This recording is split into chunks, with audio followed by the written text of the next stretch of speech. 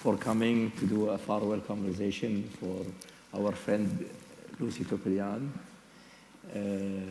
We're glad that you're all here, and I'm excited. I was called to carry on this honor of conversing with a good friend of mine, and hopefully in few questions we will bring out good memory and benefits and challenges that Lucy carried on the last few decades in Kuwait. And I have a notebook here to pass. So if you want to write her anything or feelings, what she contributed or inspired you during her years of Kuwait, we'll be glad to take it.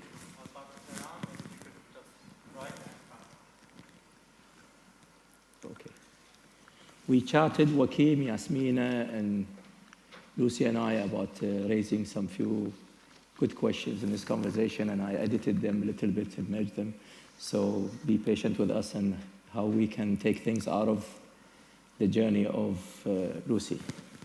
My first question would be, Lucy, how did you start your journey in art? What was the goals or the ambitions you had when you embarked on this journey in Kuwait? Yeah. When I started, it was in the 60s at a school, at the university, where I took Art Appreciation 101 and Art History 101. I mean, this is my background in art. But that kind of took me to love art and to work in art. In Lebanon, I used to work in a very small gallery held by a benevolent union, Armenian General Benevolent Union, where I volunteered for twice a week for 3 hours. Actually, I was surprised. I mean, there I met Hussein, the famous Indian artist who was exhibiting. And kind of, I didn't know what to do with him because he used to sit on the floor.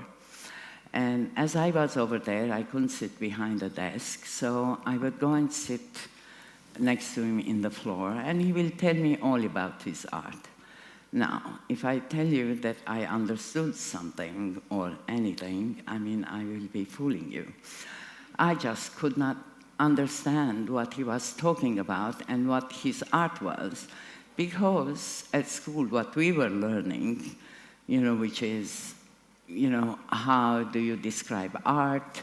How do you, let's say, appraise art or measure art? It is absolutely, it has zero relevance today. I mean, before we had to look at the size, at the composition, at the color, at this, at the other, and accordingly appraise the art and the artists and what they have done. But anyway, so that was the interest, and through that, every time there was an exhibition, I will go over there. Fortunately, we had some very good Armenian artists like Giragosyan, Harer, Asadur, Gulveng, etc. So we used to go to their exhibitions. Of course, in the 70s, the war broke out, and we all had to go somewhere. And of course, I came to Kuwait, and I'm grateful to the people who brought me over here, because it really opened another dimension, another horizon for me. I did not work in art. However, I went to Sultan Gallery, to see the art that they were showing. And there, I developed the eye, because as I mentioned to you, all I knew it was about the Armenians. I didn't know much about Arab art. And there I started learning about the big Arab names, the stars of the Arab world. Then came the invasion. At that time, I was working in a computer company, and I was managing, let's say, at the end, Apple Computer. So later on, when we came back from the invasion, I found out that there was no more art gallery left. And I said, let me go into it, because my hair was getting gray, and I had about 47 computer science guys coming to me every morning saying, Lucy, did you hear about this? Lucy, did you hear about that? Do you know about HTML and this and the other? I thought I didn't have the capacity to learn all these new things. I will go into art. It did not happen just like that. In the meantime, a very good friend who had an art consultancy company, Mrs. Dayliji, who would come to Kuwait and show her art and do projects, etc. Yeah? And when she was here, I will start helping her. And she really encouraged me and pushed me to be able to start working in art. I used to live in the Behbehani compound, which is right now where the Dar al-Funun is, but I used to live in the back.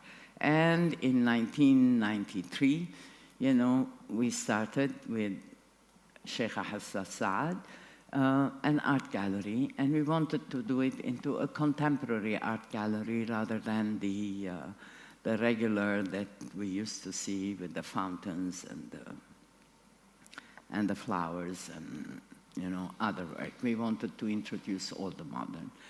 And I'm very happy to say that in the last 25 years, I have had wonderful memories. We have done lots of work. We have worked with all the major artists of the Middle East. Not all, sorry, most of the major artists in the Middle East. We have introduced younger artists to Kuwait. We have also launched young Kuwaiti artists into the art market. And that, I'm very proud of it. Good. And this brings us automatically with your talk to how did you balance the realities of the market, of sustaining yourself in a market where the culture has a lot of restrictions and conservatism about art, yeah, and the constant inspection and what have you? Anyhow, what I would say, and I will say it candidly, I self-censored, you know, the artwork that I was bringing. I made my own censorship of what I could bring so that we could be, I mean, we could show art without offending anybody. And this, I'm sure you all know what they are. It is, we can't show nudity, any sexual connotations, any figurative, not very religious, not very political. But then we also found a way, you know, going around it, and I'm happy to say that we were able to, with all the restrictions, we were able to get work in and to show work in, and some of them were quite political, some others were kind of criticizing internationally, not only the Arab world, internationally all the bigotry that is going on in the world, some others against war, some others kind of against abuse. And we were, you know, we were able to show all these things without, you know, without having to any problems with the authorities. Another, you know, point, more than the norms, it was the regulations that, you know, hurt us more. Not hurt us, but made us very anxious. Is importing art. You know, an artist works alone in his studio. He produces 20, 30 works, and he sends it. Over here, the customs, they require a certificate of origin stamped by the Chamber of Commerce. I have gone to the customs authorities about 20, I mean, every time I had the problem, you know, to go and explain that these people are not mass producers. They're not factories. They are not commercial companies, you know, to be able to have a membership at the Chamber of Commerce. They would not understand. So all these years, I've been paying fines to bring in artwork without certificate of origin. I'm sure, Farida, you know all about it. Yeah. I would be digging further with the question. Usually, galleries exist in contexts where there is art schools.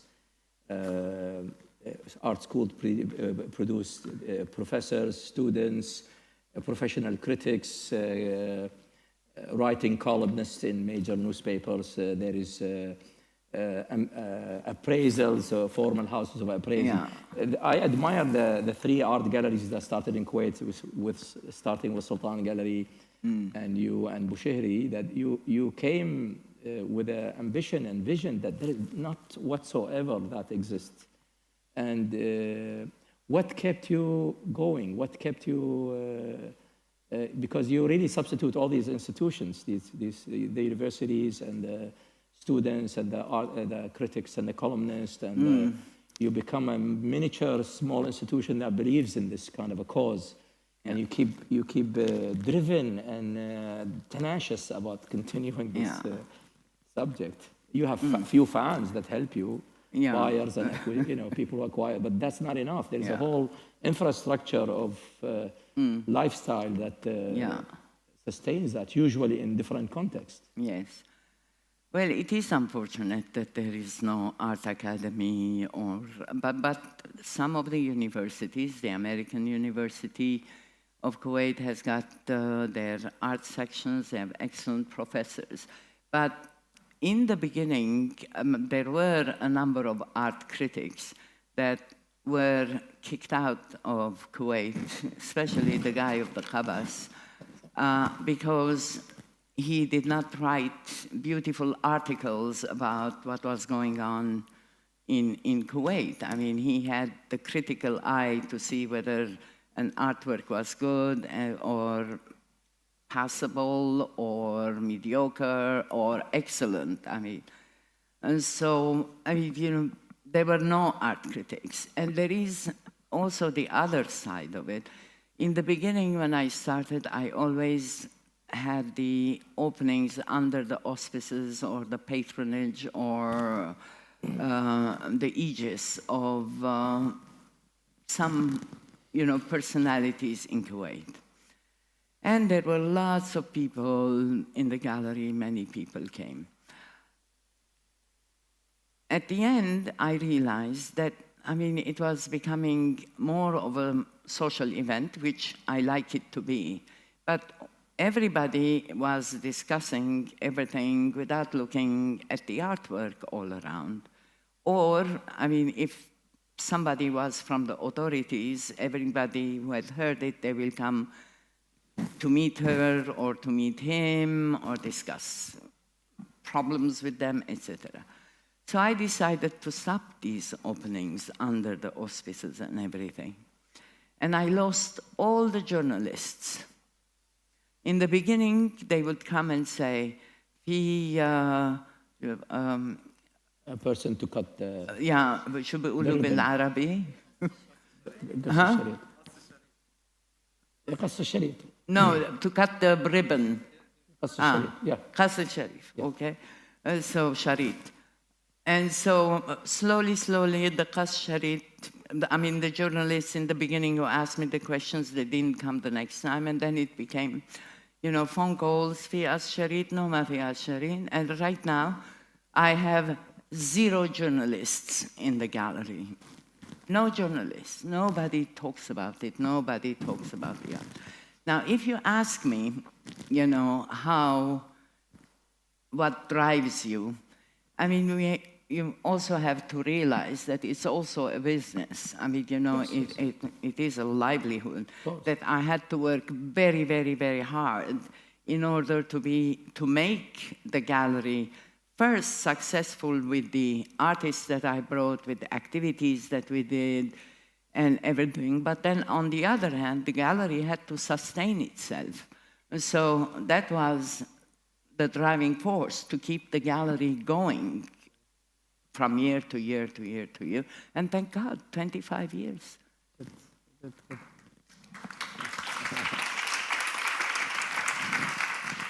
Now the question, have you achieved most of your goals or ambitions that you, that you imagined? All right. I think I have achieved my goals as long as I can put it in the context of this small gallery. But when I started, I was extremely ambitious. I really wanted to do things. And by the year 2001, when Kuwait was the cultural capital of the Arab world, so 1 year before, I mean, the activities started, and you and I, we were called, you know, to go in and propose something to make it really big, to make big noise, etc., etc. And so at that time, I had curators who worked with Christo. You know, the Christo, the guy who wraps buildings, who covers the rivers, the trees, and everything. And so, who knew Christo? You know, so I said, oh, please, please, you know, Kuwait wants to do something really big, you know, for the 2001 10-year anniversary, etc. And we have the towers, and these towers were the symbol of freedom of Kuwait. You know, let's do something. So at that time, the consultant was Yahya Swaylim, and I went to, actually Yahya first came to us, and then I went and had meetings with people, and then I proposed to wrap the towers. And somehow they agreed, they said yes, and I explained to them that, okay, it's a symbol of freedom, it became the symbol of freedom. And then on the other hand, Christo does everything free of charge. However, I mean, his art is free of charge. However, he gets his money out of Discovery Channel, CNN, France 24, all the art things, and they give him his part. But what we needed from Kuwait was to pay for the construction, for the work, for the materials, and all the people who were going to be involved. And then he wanted to come to Kuwait. Okay, these are my big... He wanted to come to Kuwait. I could not get the National Council to pay for his ticket before they knew how much the wrapping material was going to cost. And then I kept on for 6 months trying, going, explaining and everything. And then, unfortunately, I just stopped. I was hitting all kinds of walls. So I have had also failures and also big disappointments that, you know, that wouldn't have been Dar al-Funun. I wouldn't have cared if the name of Dar al-Funun was ever even mentioned. But I thought that would have been very nice for Kuwait, you know. And then I even explained to them that 50 years from year 2001, when the younger children, you know, will look into the history of art in Kuwait, and we'll see that such an important artist who had made a huge international name to come to Kuwait, and that the Kuwaitis were ready to accept such art, it would have been a big pride for them. I failed. I couldn't. So that's my disappointment. I'm gonna go after some of the small successes that you and Sultan Gallery and Bouchehri did, and some of our mentors or patrons in Kuwait that nurtured. Yes. I was observing the whole pattern or the trends of art, because I'm a visitor of art galleries and what have you. And I want to reflect with you and our audience on the times when you were bringing famous artists from a global level or regional, and then you started shifting, all of you, the three, to more regional and local, young and undiscovered. And that was really a shift. That was a really shift. All three galleries started bringing more of the youth. And then you started inviting designers, students in College of Architecture and Arts and design schools. You started hosting a lot of other events that I started seeing, wow, they're really paralleling with the institution of nurturing a different life of art in Kuwait. It Yeah. was very obvious. Yeah. Could you reflect and see how rewarding that was for you in this Yeah. period? I mean, what was most rewarding for me is to be able to give back, you know, whether it is to the society or to charities by doing activities where, I mean, the recipients were not, the recipient was not Dar al-Funun, but, you know, the others. That was the most rewarding part. But the shift that you are talking about is, or in the beginning, it was the major artists that I brought. But then I wanted to bring something also for the younger generation who could afford, or the expatriates who can also afford. All right, the big artists in the beginning were not that expensive. I mean, you know, but again, you know, it wasn't affordable. Then I went to affordable art, where we could show works by good artists, but in limited editions, so that people could afford buying from major artists works that were limited edition. And then I started meeting young Kuwaiti artists or young Arab artists who were living in Kuwait. And I wanted to give them the platform, you know, for them to work and to start. And I'm very happy to say that some of the artists are very well known right now, like Ghada al-Kandari, Al-Koukh, Abdallah al-Utaybi, and, you know, but the Kuwaiti names. And also some young names from of Arab artists or artists who lived in Kuwait.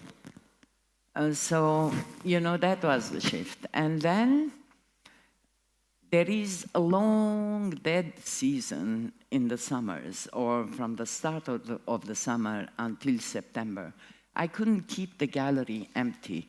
So that's why I started encouraging anybody who wants to come and do a pop art or sell their items, introduce products, etc., etc.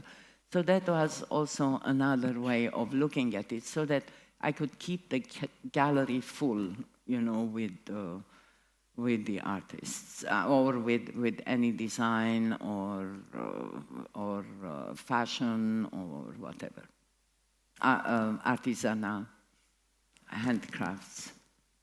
Quite remarkable. That brings us to my last question, and I hope if anybody later on wants to make any comments. How do you see the role of galleries in the near future and far future within the dynamics of art and the information shift of our century?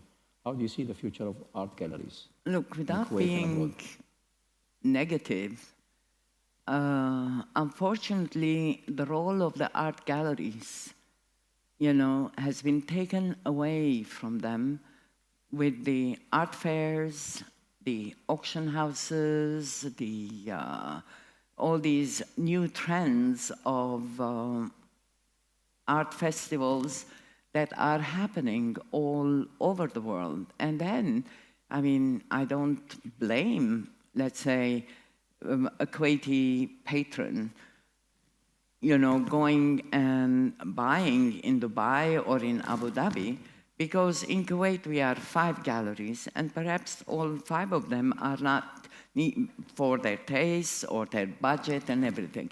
So when they go to an art fair, there are 47, 67 huge spaces of galleries that they can fill their eyes and they can buy. And so, I mean, I don't know, perhaps you can, you know, say that, you know, unfortunately, you know, the galleries do not have that big role anymore.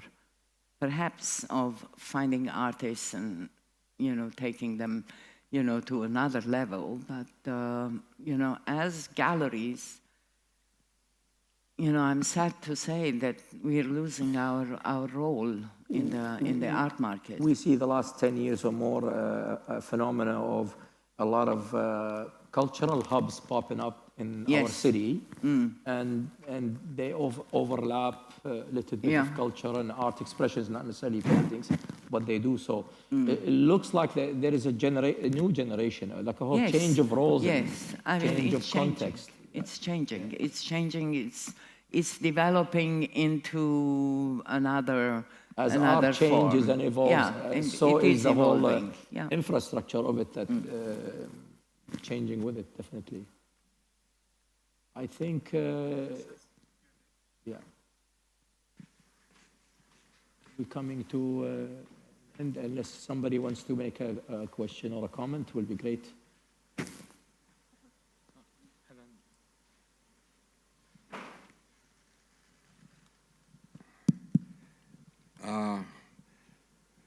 With regard to the future, one of the advantages of Dar al-Funun is the location. Will that help it to survive the post-Lucy era? You mean the Behbahani compound, the location? Yes. I think the location had a romantic, look into it that, people loved coming into a courtyard house and everything. It lended to all kinds of exhibitions. However, with the modern art, where artists are doing 3 meter, 4 meters work, unfortunately, the gallery doesn't have the space for people to take a step back and to look at these, big artworks. The space of the space is beautiful. It's lovely, and whether you put very avant-garde artwork or whether you put traditional work, it just lends itself. The gallery kind of, evolves with whatever we're showing, and it looks beautiful. And sometimes it is very, very difficult to be able to, place the artwork the way the artist wants. It's because we don't have the space to go back. Well, will it continue? Have you trained enough people to take over?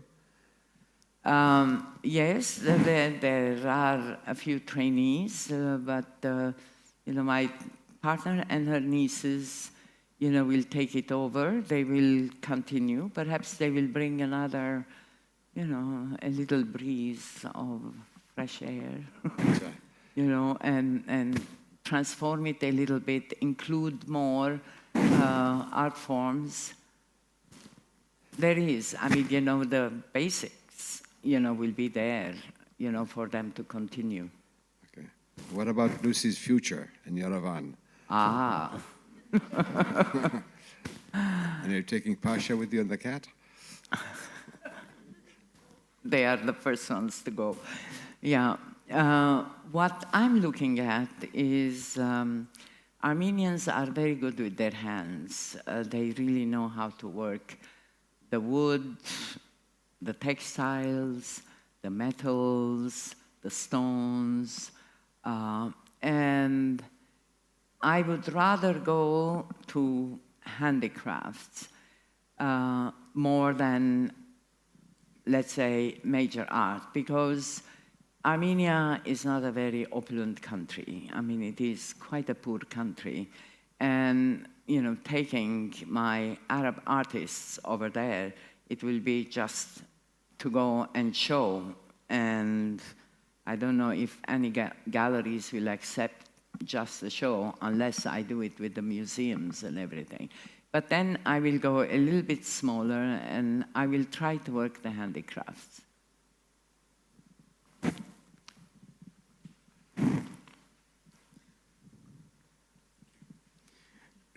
Thank you, Lucy, for the lovely story. I'm interested to know the type of people who used to buy art before and how it evolved through time, because I know historically lots of people as patrons would pay a lot of money for art, but nowadays with the young generation coming in, alongside with the young artists, to what extent do you think they are willing to pay for art? Yeah, that is why we made the shift to go into affordable art. But you see, with the affordable art, it didn't mean that they were not buying good art, but it was more affordable, smaller, very good artists, young innovators, and they were able. Of course, the patrons of art, I mean, in any country, if you go, every gallery has got about 4 or 5 collectors. So the patrons of art, okay, especially in Kuwait, or even in New York, I mean, they are about, let's say in New York, they are, I don't know how many millions, and they have 100 patrons, and in Kuwait, I can say that, I did have, good patrons who were always there, and any of the artists, major or younger artists, that interested them, they were ready, they are ready to kind of support the art that we showed. Yeah. So when you say affordable art, so we're talking about what kind of range of amount? Between 100 and 500 KDs. Okay. Cool.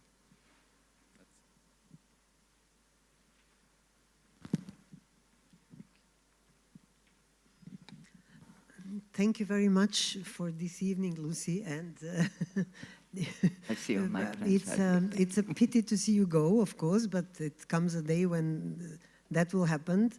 And I'm glad to hear that you will continue doing something in art. We had the pleasure of working together on a few projects, besides being friends and buying art and all that. Yeah. So how do you feel? How do you feel in this change? I mean, when you're leaving Kuwait after so many years.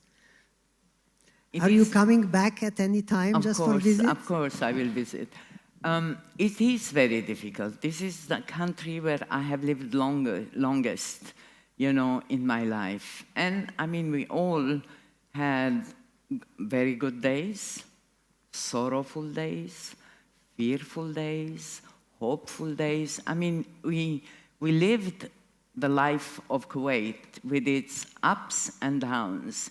And thank God we were able all, to stand up and to continue again, where we had left.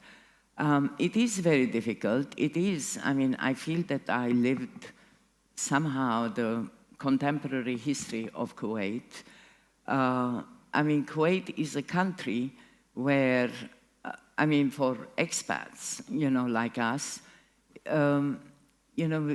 we didn't have any family, but in Kuwait we found our new family, and it was wonderful to feel that we were part of families, and they will accommodate us, they will help us, they will invite us, they will feed us, they will, in every way, help us. I mean, Kuwait has been a wonderful, wonderful experience, especially coming out of Lebanon and the war in Lebanon. It will be, I will miss Kuwait. Actually, when I was doing my bank card, one of the secret questions that the banker asked me, what is the country that you want to go? Or what is the country that you like more? And I looked, 43 years it has been Kuwait. So I told him Kuwait.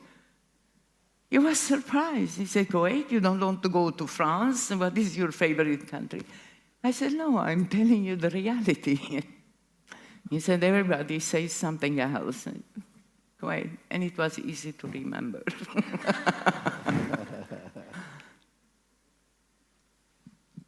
Lucy, thank you for your time today. I don't know if you can see me, it's Cecile. But it's very sad, especially for us artists, to see more galleries close down. We have very few venues here in Kuwait now to exhibit. And I feel like it's very important for us to share, through your experience, what you think are the challenges that we are all facing currently. You mentioned an obstacle, which was the National Council when it came to trying to get your ideas across. What institutions would you say we need to work to improve here in Kuwait? I'm very happy to say that there are a big number of young galleries opening up. And I'm sure they are in their infant, let's say, stages. And they will develop, and they will be able to develop, you know, with your help of going and giving them new ideas, trying to, you know, work with them to do exhibitions or create events and everything. And Dar al-Funun will always be there for you. I mean, the gallery will continue, and I'm sure they would like to see the young artists coming in. But there are, I mean, you know, I can't say that, you know, all the galleries, many galleries opened. And I'm sure, you know, kind of you will also help them achieve, you know, the levels that you would like to achieve. So the gallery is still continuing? Yes, the gallery will continue. Okay, I misunderstood. Yeah. Hello, Lucy, this is Thuraya, I am here. Hi, Suraya. Hi. I just want to say that today, from a newspaper, I know about this lecture. Then I called my friend Sheikh Nafisi, and she told me that it is a farewell, that you are leaving Kuwait. This was a big shock for me. I can't imagine Kuwait without Lucy. Oh, yes. don't do that. Because you are not only gallerist and you are good in business and marketing, you also have a big white heart. It have place for everyone. And you done a lot of charity exhibition, maybe a lot they don't know about it. No benefit for you, it was just the money go for children, for heart disease, for cancer, for different things. Also, you give us a lovely chance all this year to see a beautiful art coming from all over the world. It costs you a lot to bring them, too much hustle, a lot of hustle with customs, to get them visa, and they can't get visa to come, the artists. And you put a lot of your health and your energy in it, just to bring it in a plate of gold for us. And we visit your place, we was happy to see you and to learn from the other artists and to get knowledge. I don't want to ask you any question, I just want to tell you big thank you for all this year. And definitely I will do exhibition in Yerevan, definitely, I promise you. It will be great. Thank you, Suraya. I'm really touched, very touched. It means a lot to me that you say all these wonderful things. And I will have to mention that we had organized an exhibition of Suraya's works one year, in 2008. And we had a fire at the gallery, and we had to cancel.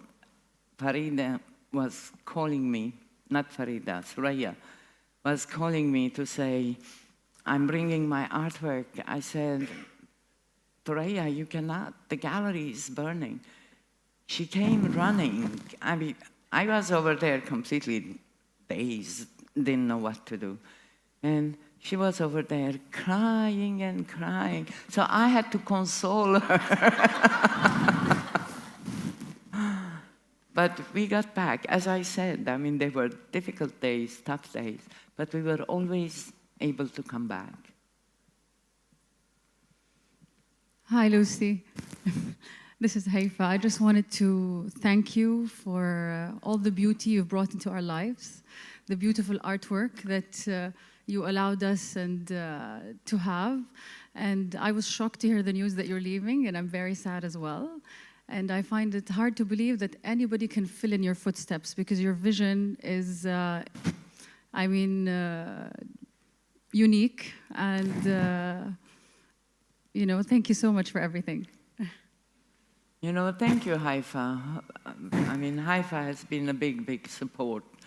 To the gallery, she has always, every time I needed Saudi artists, I will always go to Haifa and let me say Amira Haifa Ben Saud. So people know, because they were all wondering who's Haifa. And she will help me out, and she will send me all the information and also what she feels about it. I have to thank you for all your help as well.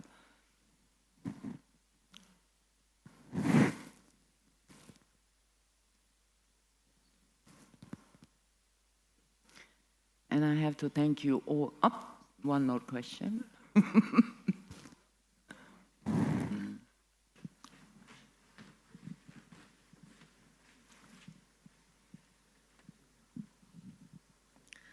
Lucy, it's been such a pleasure knowing you over these years, and I just wanted to say thank you as well. I started my career in 2009, and when I first started, I had my book launch with you at Dar al-Funun, and it was such a wonderful experience, and the space is so unique, but you made it a home to many of us, and that's something that will never be forgotten. So thank you. Well, you're welcome. I will not forget any of the activities that we all did, that you all participated. It has been a great, great pleasure to work with all of you, to work with the artists, as well as to feel the encouragement of all the patrons that are here tonight. Thank you so much. You have made my life a beautiful life. Thank you.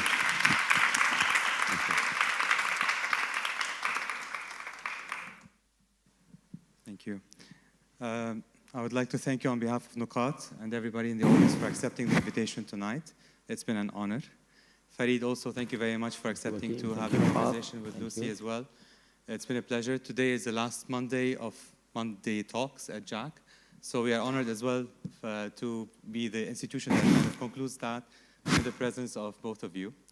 Thank you all for coming too. I want to ask you where the book is, the one that you're writing your thoughts on. Okay, so if you want to keep on doing that, let's do that, but please let it end with me so we can give it to Lucy as a commemoration of our thanks to her.